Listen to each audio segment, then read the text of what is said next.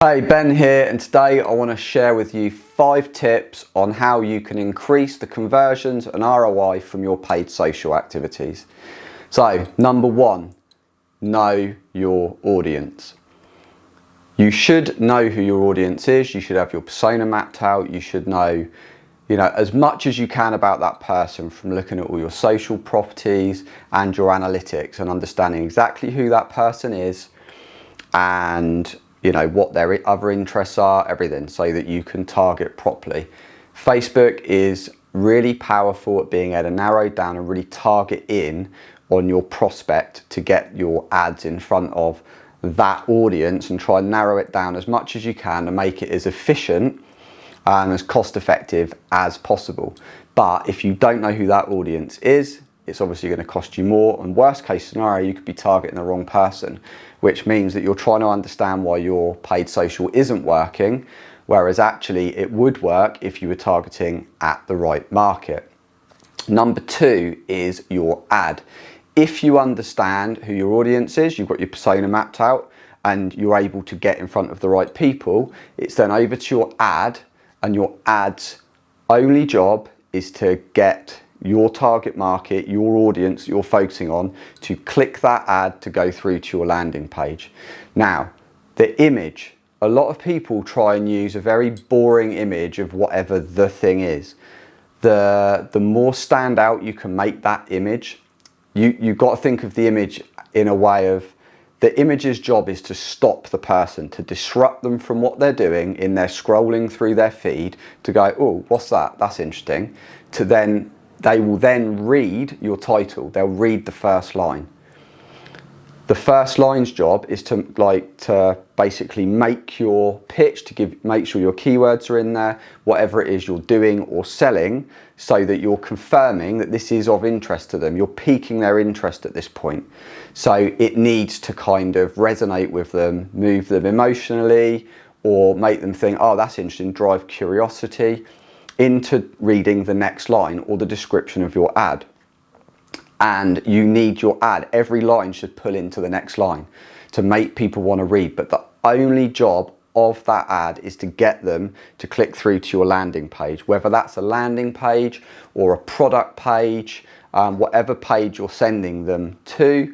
I wouldn't normally advise sending to just like a home page, because that's kind of your generic page. You should have focused in a lot more, and you should be sending them to something specific. There should be some sort of goal or purchase on that page.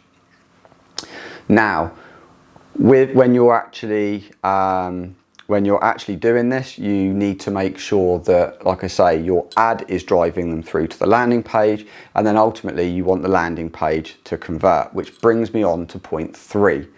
This is where we analyze the data and we basically make changes. So if you're not getting people click on your ad, I'm really sorry, your ad's boring, or you're targeting the wrong market.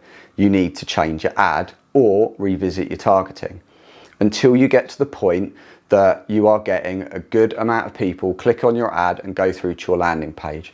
Now, if people are coming through to your landing page and they're not buying, then that means your landing page probably sucks, or you're sending them somewhere too generic, or you're pricing yourself out of the market, whatever it is. But we then need to look at the landing page and decide what's going on there and what needs to be changed.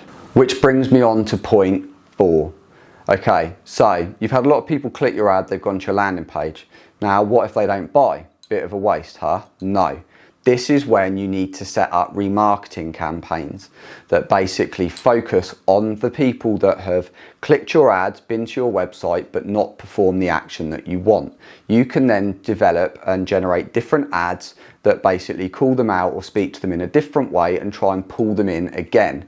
Now, this is typically cheaper to advertise. Plus, you also know this person clicked your ad, they raised their hand, they said, hey, I'm interested in this. But for whatever reason, maybe they were on their mobile and they got a call right at that time, or their kids were shouting at them, or they got called into a meeting, or they just couldn't be bothered at that time, but they were interested enough to click your ad. So don't just let them die there. Make sure that you're setting up retargeting, remarketing ads to go to those people and basically get them back to your site.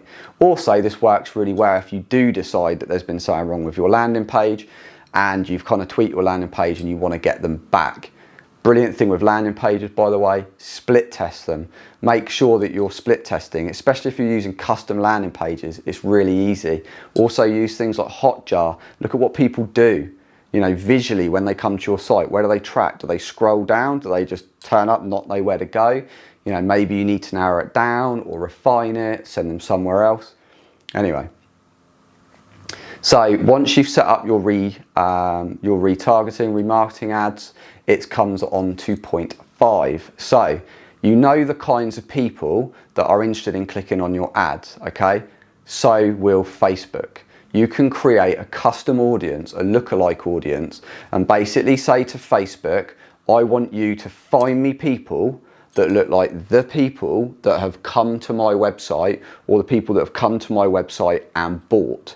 What I'd probably suggest is do 2 based on the 2 different people, and then target different ads at those people to bring them into your site. So it's a way of tapping into a different audience, but using the intelligence of Facebook and all of the data points that they've collected on people to say, okay, you know, all of the people that purchase match all of these data points. So we're going to find thousands of other people that match those data points and send them to show them your ad as well. Because the likelihood is those people are interested in what you are selling. And again, it's a way of basically capitalizing on the intelligence of Facebook to help you increase the ROI and conversions of your Facebook ads. Hope you found that helpful. Check out the other videos, and any questions, then let us know. Do hit us up in the comments and let me know, you know, what you're doing with Facebook ads at the moment and any other tips or tricks that you've got and what you're using to kind of increase your ROI.